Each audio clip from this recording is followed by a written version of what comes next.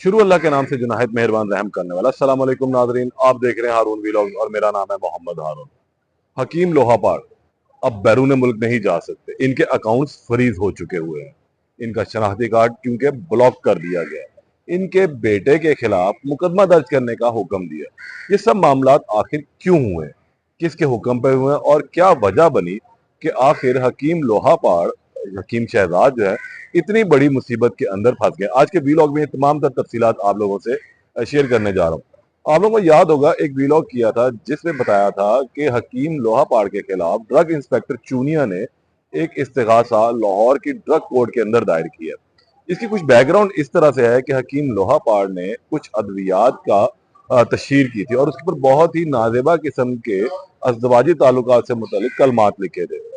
मियाँ बीवी के जो ताल्लुकात होते हैं उनकी तशहीर इस तरह की गई कि गोया शायद ये बहुत ही कोई आम सी बात है। इन तमाम मामलात की से मुतल्लिक मुख्तलिफ शिकायत जो है तहसील चूनिया के ड्रग इंस्पेक्टर को मौसूल होना शुरू हुई, जिसमें कहा गया कि हकीम लोहापाड़ ममनुआ अद्वियात का इस्तेमाल कर रहा है। ऐसी अद्वियात को बेचने के लिए मुख्तलिफ किस्म के नाजेबा अल्फाज के इस्तेमाल से तशहीर इन अद्वियात की कर रहा है, तो लिहाजा इसके खिलाफ कार्रवाई की जाए। जिस पर तहसील चूनिया ने के जो ड्रग इंस्पेक्टर है उन्होंने मामले की थोड़ी सी छानबीन की और फिर लाहौर में ड्रग कोर्ट में एक इस्तगासा दायर किया। ड्रग कोर्ट ने अब 22 सितंबर को पहली मर्तबा नोटिस जारी करते हुए हकीम शहजाद और उनके बेटे को तलब किया, लेकिन इन्होंने अपने आप को कुछ कानून से ज्यादा ही बालातर समझ लिया और बिल्कुल ये बॉदर नहीं किया कि आखिर इनको नोटिस कहाँ से जारी हुए। उन्होंने अदालत से मुतल्लिक जो है कोई चीजें सीरियस नहीं ली, जिसके बाद ये वहां पर अदालत में पेश ही ना हुए और बिल्कुल आजाद घूमते फिरते रहे। इसके फौरन बाद अदालत ने उसी दिन इनके खिलाफ जो है वारंट गिरफ्तारी जारी की है, क्योंकि ये पेश नहीं हुए थे मुकर्ररा वक्त उस नोटिस की तामील इन्होंने नहीं की। इनके वारंट गिरफ्तारी ये दायमी थे, ये दायमी वारंट गिरफ्तारी जारी हुआ और कहा गया कि इनको गिरफ्तार करके अदालत के अंदर पेश किया जाए। लेकिन वक्त फिर गुजरा, अगली पेशी आई और मोहतरम ने इस मर्तबा भी अदालत के हुक्म अदूली की, अहकामात की, और अदालत के अंदर पेश नहीं हुए और खुद को बहुत ज्यादा कुछ बड़ा इंसान समझ लिया। वो कि इससे कबल हकीम शहजाद मुख्तलिफ तनाज़ात का शिकार भी रहे। दानिया शाह से शादी की, जो मरहूम आमिर लियाकत की बेवा थी, उससे भी तनाज़े में घिरे। फिर उसके बाद इनकी शादी को लेकर बहुत सारे मामलात रहे।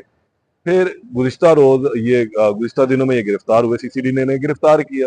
एक शादी की तकरीब जो मुमकिना तौर पर ये बताया जाता है कि इन्होंने अपने वलीमे की तकरीब रखी थी, उसके अंदर मुबैना तौर पर शराब पी के बड़के मारते रहे, गालियाँ निकालते रहे, जिस पर एक्शन हुआ और फिर ये गिरफ्तार भी हुए। इससे कबल एक और मामले में गिरफ्तार हुए, कुछ सॉफ्टवेयर इनका अपडेट भी हुआ, लेकिन ये तमाम चीज़ों को लेकर भी इन्हें कुछ समझ नहीं आई थी। और अब ये जितनी बड़ी मुसीबत में फंसे, शायद इनको भी अंदाज़ा नहीं है कि आने वाले दिनों में अगर ये इसी तरह इन तमाम चीज़ों को सीरियस लेते रहे तो कितनी बड़ी मुसीबत में फंसेंगे। अब होता यह है कि जब गुज़िश्ता समाअत का हुक्म जारी हुआ तो अदालत के रूबरू ये दोबारा पेश ना हुए। अदालत ने फिर ये हुक्म दिया कि इनका शनाख्ती कार्ड जो है ब्लॉक कर दिया जाए। और जब शनाख्ती कार्ड हकीम शहजाद का ब्लॉक होगा तो ज़ाहिर सी बात है इनके अकाउंट्स भी फ्रीज हो जाएंगे और उसके साथ अब ये बैरून मुल्क सफ़र भी नहीं कर सकते। तो अब इनके लिए एक बहुत बड़ी मुसीबत ये खड़ी हो चुकी है, जबकि इनके साहबजादे ने इनसे भी बड़ी जो है वो फिल्म चलाई कि छोटे में तो बड़े मियाँ तो बड़े मियाँ, छोटे मियाँ भी सुबहान अल्लाह निकले।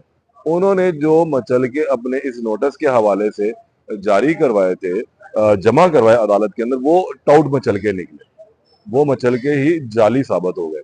अदालत ने उसके ऊपर ये हुक्म दिया कि अब इन दोनों को इस शख्स को, जो इनका बेटा है, इसको गिरफ्तार किया जाए और फिर अदालत के रूबरू गिरफ्तार करके पेश किया जाए। उसके साथ साथ इसके खिलाफ जाली मचल के जमा करवाने का मुकदमा भी दर्ज किया जाए। मुतलका एसएचओ को ये हुक्म दिया है कि इसे गिरफ्तार करके अदालत के अंदर पेश करें और इसके खिलाफ एफआईआर जो काटी जाए वो आइंदा जो पेशी है, आइंदा जो समाअत की तारीख है, उस पर जमा भी करवाई जाए। अब ये दोनों बाप बेटा इतनी बड़ी मुसीबत के अंदर फंसे हुए कानून की गिरफ्त में ये आते जा रहे हैं कि शायद इन्होंने कुछ चीज़ों को बहुत ही आसान ले लिया हुआ है। आने वाले दिनों में क्या होगा? अब अकाउंट फ्रीज है, शनाख्ती कार्ड ब्लॉक है, बेटे के ऊपर एफआईआर का इंदराज हो जाएगा और वो एफआईआर उन्होंने अदली समाअत के ऊपर अदालत के अंदर पेश भी करनी है, गिरफ्तार करके पेश करना। मुतलका एसएचओ ने जो अपनी रिपोर्ट पेश की थी उसके मुताबिक उसका ये कहना था कि उसने जो इनका एड्रेस दिया गया उस पर रेड किया, वहाँ वो गया था, लेकिन हकीम शहजाद साहब वहाँ पर इन्हें नहीं मिले, इसलिए वो इनको गिरफ्तार करके पेश नहीं कर सका।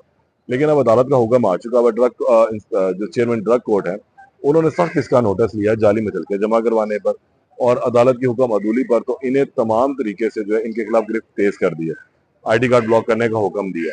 अच्छा, ये जो अद्वियात बेच रहे हैं, इन अद्वियात में जो चीजें नाजेबा तौर पर इस्तेमाल की जा रही हैं वो अल्फाज हैं उनकी तशहीर के लिए, उनको बेचने के लिए कि मियाँ बीवी के ताल्लुकात खराब हो गए। वो अल्फाज मैं असल में यहाँ दोहराना नहीं चाहता। जिस तरह के अल्फाज का इन्होंने इस्तेमाल किया है कि उनकी तशहीर के लिए ये किस किस्म के हरबे जो हैं वो इस्तेमाल कर रहे हैं।